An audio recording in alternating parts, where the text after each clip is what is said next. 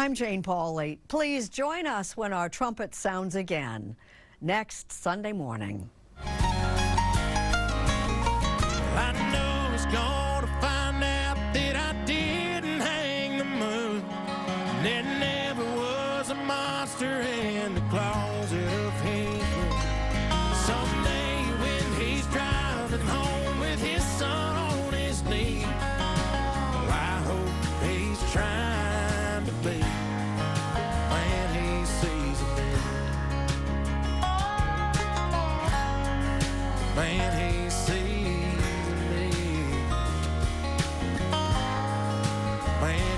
sees me.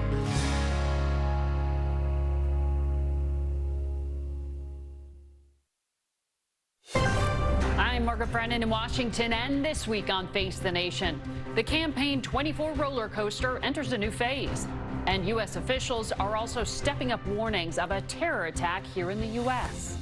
President Biden spent most of his week thousands of miles away from home, conferring with G7 allies in Italy, including some FaceTime with Italy's most famous resident, to a star-studded Hollywood fundraiser with his former boss at his side. But overshadowing the president's week, son Hunter's conviction on federal gun charges. I said I'd abide by the jury decision. I will do that, and I will not pardon him. Less than a month before his sentencing, Donald Trump took a trip to Capitol Hill, his first since the January 6th attack. He rallied Republicans and made amends with some of his frostier followers.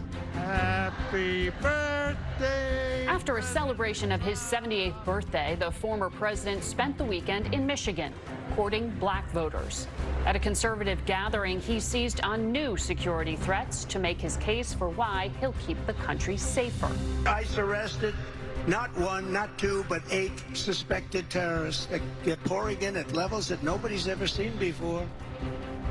And we're going to pay a big price. We got to get them out fast. We'll ask the head of the House Intelligence Committee, Mike Turner, about that plot and the urgent warnings by top officials that a terror attack could happen on U.S. soil. I would be hard-pressed to think of a time when so many different threats to our public safety and national security were so elevated all at the same time.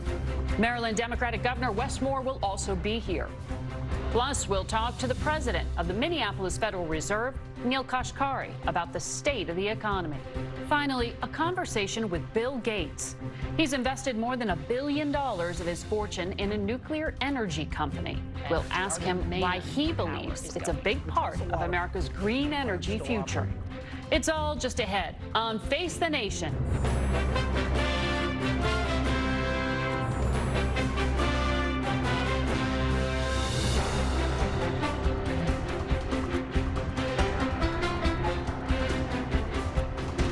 We have a lot to get to this morning. We're going to begin with the Republican chairman of the House Intelligence Committee, Ohio Congressman Mike Turner. Welcome back to Face the Nation. Morning, Margaret.